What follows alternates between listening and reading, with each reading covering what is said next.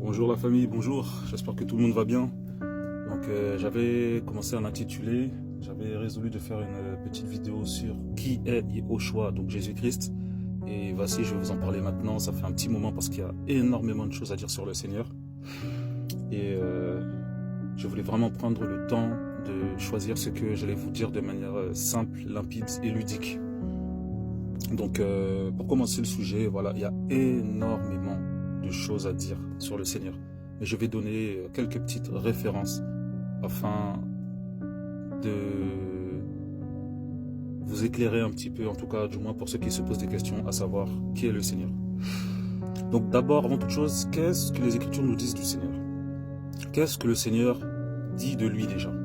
On va aller dans le livre de Luc, chapitre 24, au verset 44, qui dit: Et il leur dit, ce sont ici les paroles que je vous disais lorsque j'étais encore avec vous, qu'il fallait que fût accompli tout ce qui est écrit de moi dans la Torah, de Moïse, dans les prophètes et dans les psaumes. Qu'est-ce que le Seigneur nous dit là, nous fait comprendre là? Il nous fait comprendre que tout le Tanakh, donc toute l'ancienne alliance, parle de lui. Que dès l'ancienne alliance, on parlait déjà du Seigneur, à savoir que la Bible, elle est christocentrique. On va aller un peu plus loin. Donc, qui est Jésus? On va prendre un autre passage dans Luc, chapitre 24, toujours, à partir du verset 36, qui dit quoi? Ça dit: Mais comme il tenait ces discours, Yehoshua se présenta lui-même au milieu d'eux et leur dit: Shalom à vous. Mais eux, tout terrifiés et effrayés, croyaient voir un esprit. Et il leur dit: Pourquoi êtes-vous troublés, et en raison de quoi montent-ils des pensées dans vos cœurs? Voyez mes mains et mes pieds, c'est bien moi. Touchez-moi et voyez, car un esprit n'a ni chair ni os, comme vous voyez que j'ai. Et en disant cela, il leur montra ses mains et ses pieds.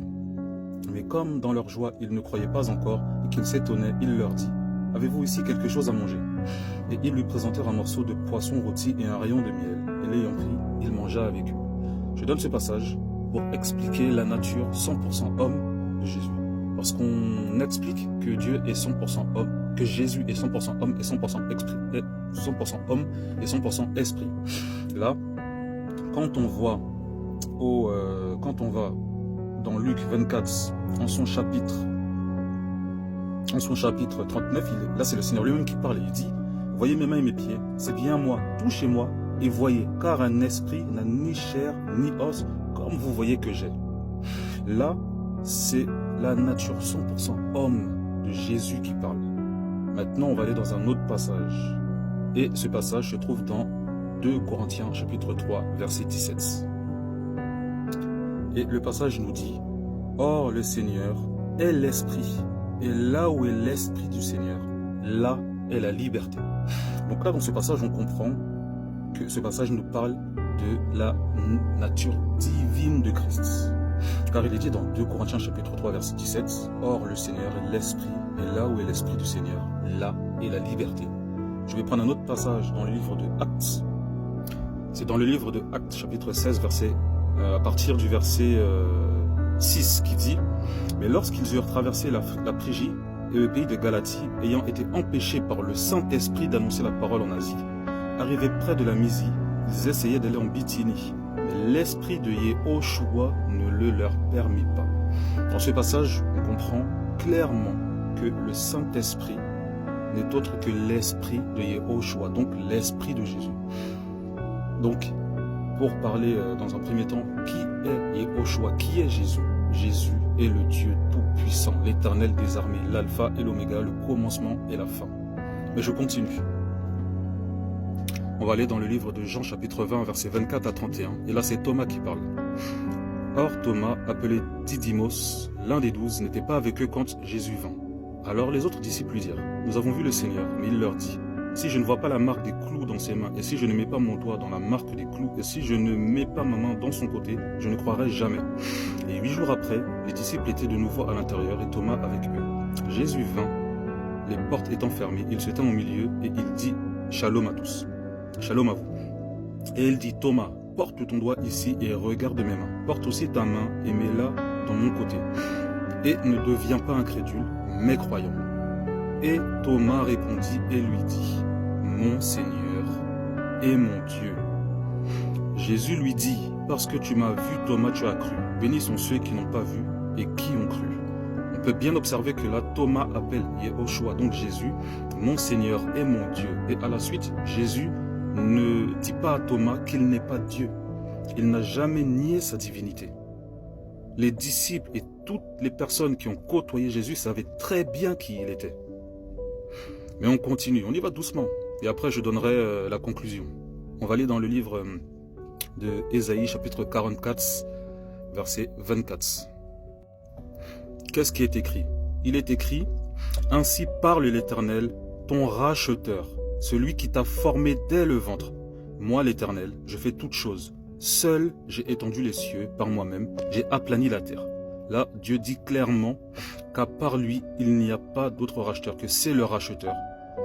Et que c'est le seul, et qu'il a tout créé seul. Il n'y a pas de Trinité, et il n'y a pas d'autre véritable Dieu que lui. Mais on va aller dans Hébreux chapitre 2, à partir du verset 14 à 18.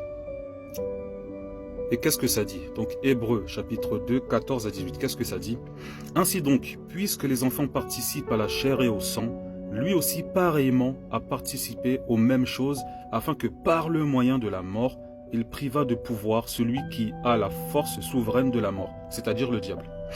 Et qu'il délivra tous ceux qui, par peur de la mort, étaient tenus en esclavage toute leur vie. Car ce ne sont pas les anges qu'il prend véritablement en charge. Donc le Seigneur n'a pas secouru les anges, mais il prend en charge la postérité d'Abraham.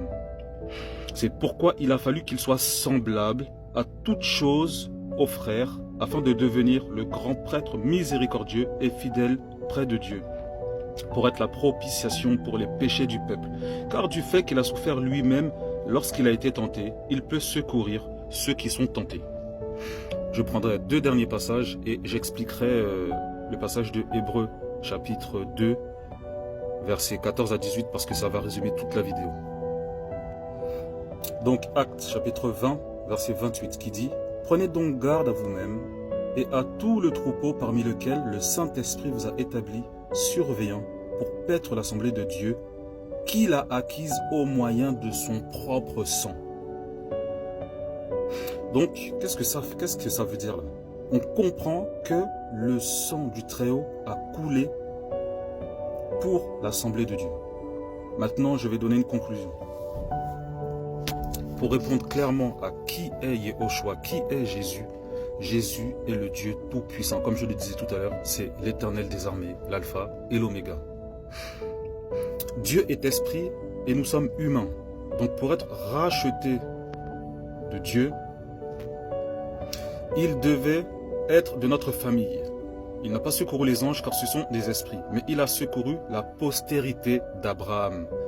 Je donne une dernière référence dans Galates chapitre 3 versets 6 à 9 qui explique ce qu'est la postérité d'Abraham. Donc en conclusion, qui est Yehoshua? C'est Dieu qui s'est fait homme afin d'être semblable à nous pour pouvoir nous sauver. Car étant esprit, il ne pouvait nous secourir. Il a dû devenir semblable à nous. Il a dû se faire homme. Il a dû prendre notre nature afin de pouvoir nous racheter par le prix de son propre sang. Maintenant, certains diront que oui, mais Dieu ne meurt pas. Et c'est vrai, ceux qui disent ça ont raison. Mais ce qui est mort à la croix, ce n'est pas l'Esprit de Dieu, mais c'est Jésus-Christ homme, car nous savons tous que l'Esprit ne meurt pas.